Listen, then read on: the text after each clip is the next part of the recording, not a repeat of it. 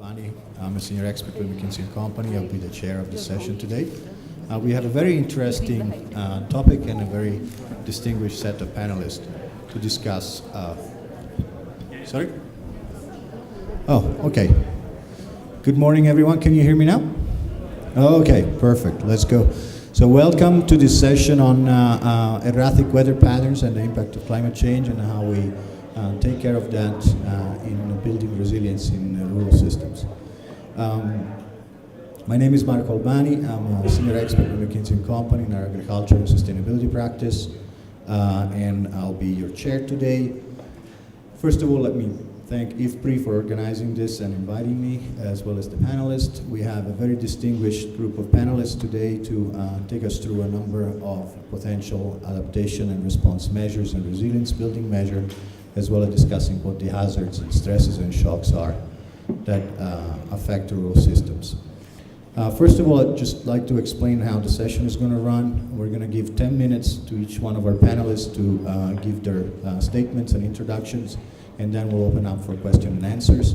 So if you do have a burning question, please hold it until all panelists have had a chance to speak. We'll then run a question and answer session around all presentations. Some panelists have prepared presentation with PowerPoints, others don't, others didn't, so we'll have a mix, but I think that's helpful.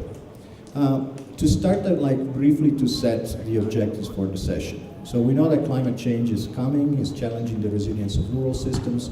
We're now probably committed to 2-degree change. And if drastic measures are not taken, we're probably looking at even larger changes in average global temperature. That means more frequent or bigger shocks from the ones that we already know.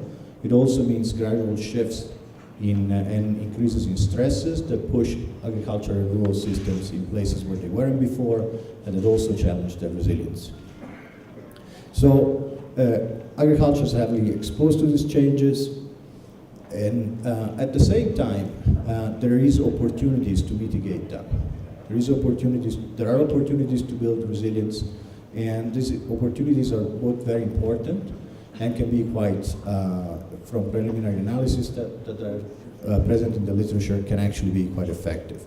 I'll give you some examples from the work that the group on economics of climate adaptation has done. For example, we looked at some of the potential mitigation measures of droughts in rural systems in India, where it was looked in the analysis that depending on the climate scenarios, the expected losses from droughts could double or triple, but up to 80% of these losses could be averted with cost-effective measures. Now, these are preliminary results and early pieces of work, but they give it an idea of the size of the magnitude that that building resilience can actually have in terms of impact and effects.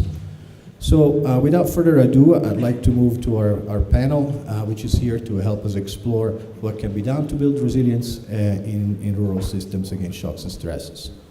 We have Alex Del Pinto, who's a senior research fellow for environment production technology at IFPRI. We have Alisher Mizarabev, who's a senior researcher in the Center for Development Research at the University of Bonn.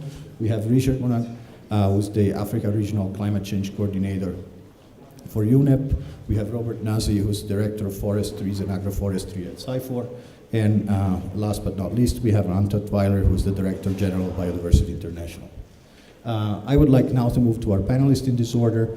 There's someone who will tell you when you have used the first 5 minutes, and then you know that you have only 5 or less left. If you can actually keep it to less than 10, would really appreciate that, so we have more time for question and answers. So Alex, up to you, the floor.